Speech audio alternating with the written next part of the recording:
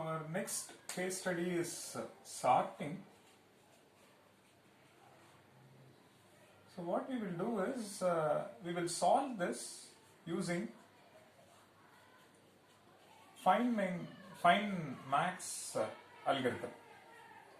We already know find max can be done using n-1 comparisons, and we have seen three different ways of achieving that. One is through a linear approach, the second one is through two-way find max, the third one is through three-way. So the idea is this: suppose the numbers are 1, -1, 6, 4, 7, -5, and first we will scan this array and then find max and place max at the end. So you scan this and you get to see max at the end of first iteration. Then you have remaining elements, you scan them. At the end of second iteration you place second max at this place and second position from the last. Then you scan and then look for third max, place it at the third place from the right. So like that you keep doing it. From the rest of the array you find max, then from the rest of the array you find max, then the last one. So the essence is you keep finding max and place it at the appropriate place. At the end of first iteration, max will be at the a of n, the location a of n. Then at the end of second iteration, second max will be at a of n-1, and so on. Finally, you get to see nth maximum. Nth maximum is basically minimum. This is first max, second max, and so on. And this is our nth maximum. Nth maximum is precisely minimum. That will be placed at a of 1. That's precisely the logic. So we know that to find max in an n-sized array, we incur n-1 comparisons. And after that, we place it here. Then we try finding max in this part of the array. For that, we need n-2 comparisons. Like that, we keep doing it. So T of n denote, this is precisely our algorithm. So we find sorting using find max. Now let T of n denote the number of comparisons to sort an array of size n. So to perform this task, we make use of find max routine. That's precisely the idea. So what are we doing? We incur n-1 comparisons and place the nth element at the right place. Correct? Then we are left with n-1 elements which we need to sort. How many comparisons we need to sort an array of size n-1? That's precisely T of n-1. So the focus is on this to sort an array of size n, and the number of comparisons is T of n. What is our algorithm doing? Algorithm is making use of find max routine and spend n-1 comparisons and place max at nth place. So this part is done. Then I have to focus on n-1 sized array which we need to sort. And the number of comparisons to sort this you write as a function of function is t as a function of n, but smaller values of n. So namely n-1. Now the solution to this recurrence is precisely what we need. And when you have just one element, we don't need to sort them. That itself is sorted, or we don't need any comparisons to sort an array of size 1. That's all. Now with this, let's use substitution method. and see what is the total time complexity. So T of n is T of n minus 1 plus n minus 1. Substitute n minus 1 over here, we get to see that this is T of n minus 2. Then when you substitute n minus 1, this becomes n minus 2 plus n minus 2 plus this n minus 1 will come. Correct? And the next iteration, this becomes T of n minus 3 plus n minus 3 plus n minus 2 plus n minus 1. So keep substituting it. So like this it goes. After a while we see that T of this becomes n minus 3, then n minus 4, like that. It keeps reducing. At one point, what will happen? N minus of n minus 1. So n minus of n minus 1. And when this is the case, you get to see n minus of n minus 1 and so on up to n minus 2 plus n minus 1. So what is this value? This value is T of 1 plus 1 plus 2. This will be n minus of n minus 2, which means that is 2, 1 plus 2, so on up to n minus 2 plus n minus 1.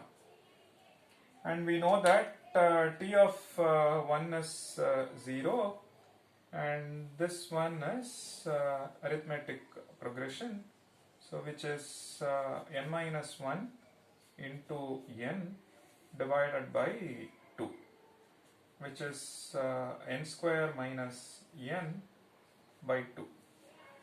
Correct? So this will be the total number of comparisons. So you can see that n square minus n by 2, and this is upper bounded by say 3 times n square, and it is lower bounded by say this is n square by 2, maybe take some smaller value, say n square by 10. So you see that C1 is 1 by 10 and C2 is 3, and one can verify starting from which n naught this inequality is true. So essentially you are trying to upper bound as well as lower bound using the same function, which is n square, and this implies that n square minus n by 2 is theta of n square, or T of n is theta of n square. That shows that sorting using FindMax, sorting using FindMax incurs theta of n square comparisons. Step count analysis is precisely this, that gives you the precise estimate, n square minus n by 2 number of comparisons. But asymptotic analysis focuses on the order of growth or the leading term. Over here is quadratic in nature. And to conclude, sorting using FindMax incurs theta of n square comparisons. Now the interesting part is, let's assume the array is already sorted. Okay, let's assume case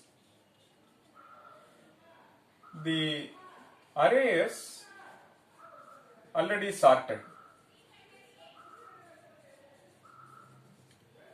Then would there be a change in complexity? It still asks for maximum at each iteration, and you incur same number of comparisons. Even the array is sorted, you keep comparing with adjacent elements. After you incur n minus 1 comparison, you place max at the end. Second iteration, you incur n minus 2 comparisons and then place second maximum. Correct? So even if the array is already sorted, time complexity is still theta of n square. So what is this telling us? It is not actually looking at the content. It is not looking at the nature of the input, whether it is already sorted or it is almost sorted, whether it is partially sorted, meaning first half is sorted or second half is sorted and so on. So it is not looking at the nature of input at all. So irrespective of the input, it incurs theta of n square. Irrespective of the input, so which means whether it is best case or worst case, the complexity of sorting following find max routine is theta of n square. The reason is find max routine incurs n minus 1 comparisons. It is not looking at the underlying input or the nature of the input. So this algorithm is perfect. Only thing is, on the complexity front, for all inputs, it takes theta of n square. If you say best case is theta of n square and worst case is theta of n square, which means for all inputs, the time complexity of this code is theta of n square. Time complexity of this code or this algorithm is theta of n square. Now the interesting question is, can we improve this? Can we look for an algorithm whose complexity is strictly less than this? Whose complexity is strictly less than this? In asymptotic sense, something like, can we look for a sorting algorithm whose complexity is theta of, say, n log n?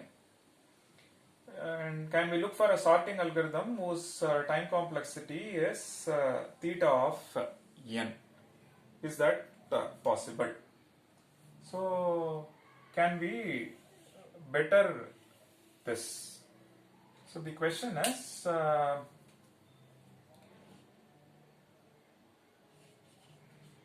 can sorting be done in theta of n time, if not theta of n log n time, something smaller than that, if not theta of n root n? Is this possible? That is our next task. What variations one can bring in the design scheme which will make an attempt in this direction. So just like find max, we had one linear approach as well as divide and conquer approach. Can we think of divide and conquer approach for sorting? Or instead of using find max as a subroutine, can I look for some other problem, some other case study? And if I use that as a case study, that as a subroutine, and will there be an improvement in the time complexity? Essentially, something smaller than this. So which means we are looking for an algorithm whose time complexity is little o of n square. Something small, which means we don't want n square. Which means, can we look for sorting whose time complexity is little o of n square? Correct? N square is not little o of n square.